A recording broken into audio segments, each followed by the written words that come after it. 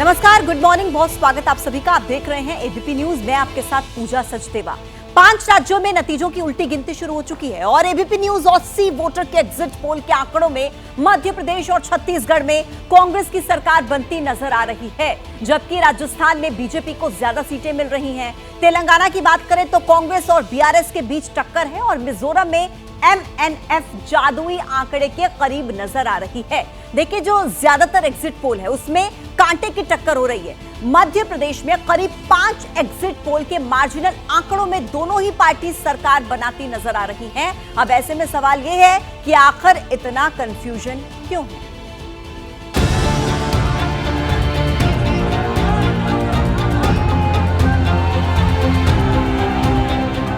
जब नतीजों की उल्टी गिनती शुरू हो चुकी है, जब 5 राज्यों के दिग्गज नेताओं की धड़कनें बढ़ी हुई हैं, तब प्रतीक्षित परिणाम से 3 दिन पहले बहुत बड़े संकेत मिल चुके हैं। एबीपी न्यूज और सी वोटर के एग्जिट पोल में 3 दिसंबर की झलक दिख गई है।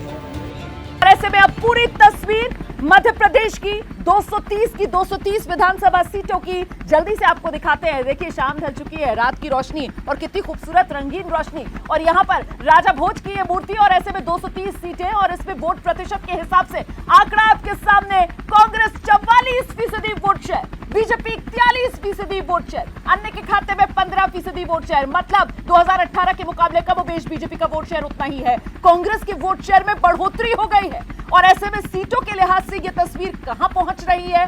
कांग्रेस अपने दम पर बहुमत का जो आंकड़ा है 116 का, वो हासिल कर सकती है। 113 से 137 सीटें कांग्रेस के खाते में जाती हुई, बीजेपी 88 से 112 सीटों में सिमटती हुई। तो कुल मिलाकर यह बड़ा आंकड़ा और यह बड़ी तस्वीर मध्य प्रदेश का जनादेश जो 3 दिसंबर को देखने के लिए मिल सकता है, उसमें तस्वीर यही उभर रही है कि मध्य प्रदेश की सत्ता में हाथ मजबूत हो सकता है। कमल वर्सेस कमलनाथ में कमलनाथ भारी पड़ते हुए नजर आ रहे हैं। हिंदुस्तान के हृदय स्थली में शासन को लेकर गजब कंफ्यूजन है।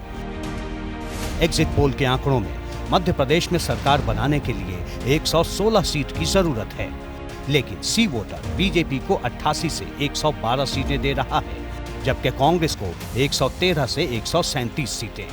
टाइम्स नाउ के एग्जिट पोल में बीजेपी को 105 से 117 सीटें मिल सकती हैं, जबकि कांग्रेस को 109 से 125 सीटें। दोनों में से कोई भी पार्टी बहुमत तक पहुंच सकती है। जन की बात 110 से 123 सीटें बीजेपी को दे रहा है, जबकि कांग्रेस के खाते में 102 से 125 सीटें आ रही हैं। ये भी दोनों पार्टियों को बहुमत दिखा रहा है। पोल स्टार्ट के एग्जिट पोल में भी बीजेपी को 106 से 116 सीटें मिल रही हैं, जबकि कांग्रेस को 111 से 121 सीटें। सवाल है कि इन आंकड़ों में इतना कंफ्यूजन क्यों है? मध्य प्रदेश में बीजेपी टक्कर में क्यों है? उसका सबसे बड़ा कारण ये है कि देखिए, बीजेपी की सांगठनिक शक्ति को कभी हम कम नहीं आंक सकते मध्य प्रदेश में। प्लस लाडली बहना योजना से उनको काफी फायदा हुआ। अंत में आते-आते कांग्रेस कहीं न कहीं जल्दी पीक करती हुई दिखी, इतनी एक्टिव नहीं दिखी। अंत के दिनों में आते-आते कहीं न कहीं उनको कॉन्फिडेंस हो गया था कि हम जीतने ही वाले हैं। तो मुझे लगा कि इसका भी एक फैक्टर है, लेकिन बीजेपी ने पुल अप किया अपना कैंपेन। शिवराज जी को जो शुरू में साइडलाइन किया और बाद में वापस लेकर आए, तो उनके प्रति एक सिंपैथी फैक्टर भी बना। तो इसकी वजह से भी एक स्थिति बनी। और एक और फैक्टर ये रहा कि चंबल जैसे इलाकों में ऐसा लगता है कि छोटी पार्टीज ने भी कांग्रेस को डेंट किया, जैसे कि बीएसपी, और ट्राइबल एरियाज में जीटीबी जैसी पार्टीज ने भी ऐसा लगता है डेंट किया। और कहीं न कहीं हालांकि वो स्वयं सीटें ना जीत पाए हों, बट ऐसा हो सकता है कि कुछ सीटें उन्होंने फ्लिप कर दी हों। भ्रम में लिपटे ये आंकड़े तब हैं जबकि मध्य प्रदेश में बीजेपी एंटी इनकम्बेंसी से भी लड़ रही थी। तो सवाल है कि क्या बीजेपी के सीएम फेस घोषित न करने से जनता कंफ्यूज हुई? क्या जिस तरह बीजेपी ने 7 सांसदों को चुनाव मैदान में उतारा, उससे वोटर कंफ्यूज हुए? क्या महिलाओं को लेकर जिस तरह से बीजेपी ने कैंपेन किया, उससे वोटिंग के वक्त कंफ्यूजन बढ़ा? क्या मुफ्त चुनावी वादों ने जनता को कंफ्यूज कर दिया? क्योंकि कम से कम 5 एग्जिट पोल में वोटर के मन में कंफ्यूजन साफ दिख रहा है।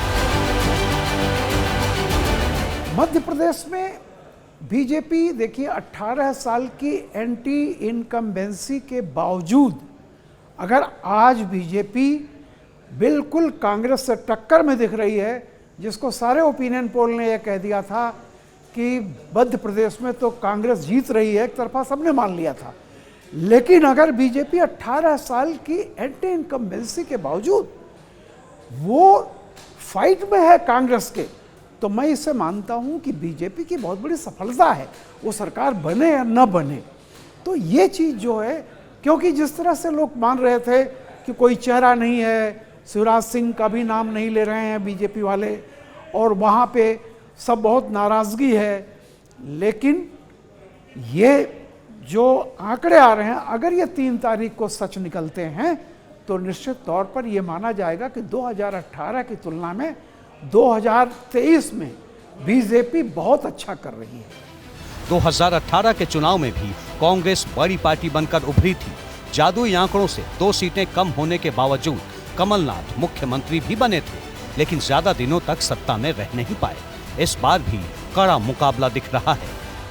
तो दरअसल बड़ा महत्वपूर्ण एक आंकड़ा है जो हम दर्शकों के लिए लेकर आए हैं, और ये आंकड़ा जो है वो कांटे की लड़ाई को लेकर है। जिन सीटों पर कांटे की लड़ाई 230 में से उनकी संख्या 62 हो जाती है, जो फिलहाल 34 बीजेपी के खाते में, 23 कांग्रेस के खाते में और 5 जो है वो अन्य के खाते में जा रही हैं। अब जरा आप एक सिनेरियो को समझिए कि अगर ये जो सीटें हैं वो एक मुश्त चली जाती हैं बीजेपी के खिलाफ, तो तस्वीर क्या उभरेगी? बीजेपी का आंकड़ा और घट जाएगा और बीजेपी का आंकड़ा जो है वो 60 से 72 पर रह जाएगा और कांग्रेस का आंकड़ा आगे बढ़ जाएगा। अगर एक मुश्त ये 62 की 62 सीटें जो कांटे की लड़ाई वाली सीटें हैं कांग्रेस के खाते में जाती हैं, तो कांग्रेस फिर 153 से 165 सीटें तक हासिल कर सकती है। लेकिन वहीं अगर ये पूरा मामला पलटता है और ये 62 सीटें जहां कांटे की टक्कर ये चली जाती है एक मुश्त बीजेपी की तरफ, तो फिर क्या तस्वीर उभरेगी? फिर तस्वीर ये उभरेगी कि सरकार मध्य प्रदेश में कमल खिलेगा, बीजेपी की बनेगी और कांग्रेस सत्ता और उस जादुई आंकड़े से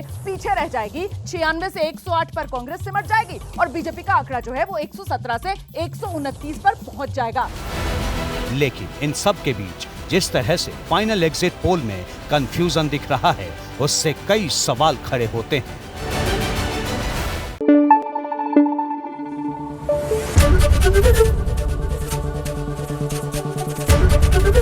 एबीपी न्यूज आपको रखे आगे।